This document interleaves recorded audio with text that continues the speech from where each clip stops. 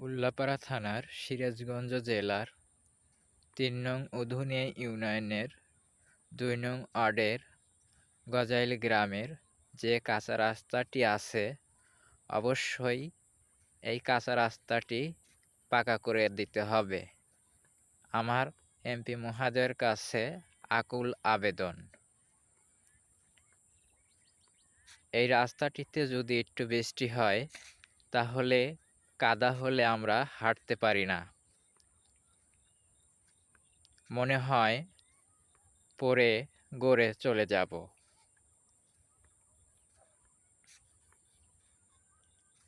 আমার মনে হয় এই রাস্তাটিতে পাকা না হলে স্বপ্ন শুধু দেখে যেতে হবে।